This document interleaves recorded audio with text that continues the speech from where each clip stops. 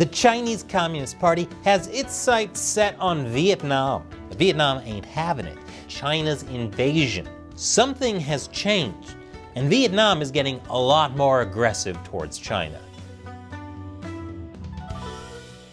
Welcome to China Uncensored. I'm Chris Chappell. The Chinese Communist Party has its sights set on Vietnam. A communist betrayal? Who could have guessed? Last week, China quietly annexed the northeast corner of the Gulf of Tonkin. The Gulf of Tonkin is nestled between Vietnam and China's Hainan Island. And the maritime borders between the two nations look like this.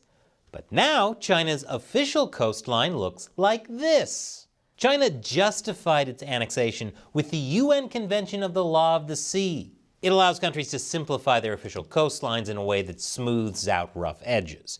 It makes marking complex coastlines like Norway's a lot easier. Norway's coastline is edgier than a 14-year-old playing Fortnite online while quoting old Andrew Dice Clay jokes. But China's idea of smoothing out rough edges clearly wasn't what the UN Convention of the Law of the Sea had in mind. And it's definitely a threat to Vietnam. But Vietnam ain't having it.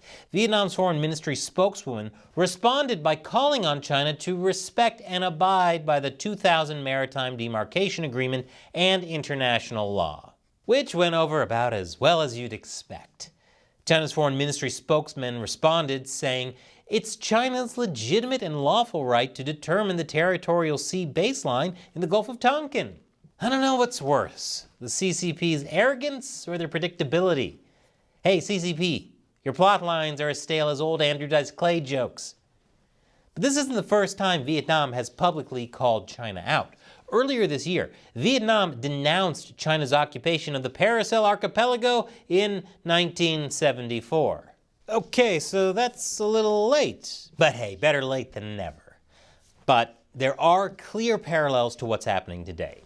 The Paracel Archipelago was territory held by the Republic of Vietnam, or South Vietnam at the time, until China invaded. Vietnamese state-run media went so far as to openly call it China's invasion, which was a bit of a punch in the face for China. But that's not all Vietnam is doing. Something has changed, and Vietnam is getting a lot more aggressive towards China. I'll tell you how it's pushing back against the CCP after the break. Welcome back. Remember that whole Vietnam War thing? Well, China is so bad, China is driving Vietnam and the US closer together. But it's way more than that.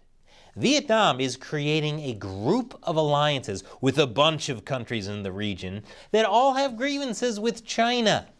This is something the CCP does not want happening. Vietnam and Japan established a comprehensive strategic partnership.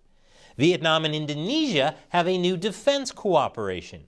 Vietnam and the Philippines signed 2 deals over South China Sea security. I hope their main understanding of China was, they're awful and let's stop associating with them immediately. So all of these countries have territorial disputes with China.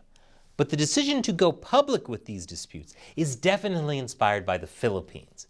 The Philippines has been heavily publicizing their confrontations with China in the South China Sea, like when Chinese vessels surrounded a Filipino boat, or when the Chinese Coast Guard assaulted Filipino boats with water cannons. The CCP's goal was to intimidate the Philippines, to get them to back down. Instead, they used a bullhorn to let everyone know China is a bad actor. It seems like Vietnam is learning from the Philippine strategy, and this is making China very nervous.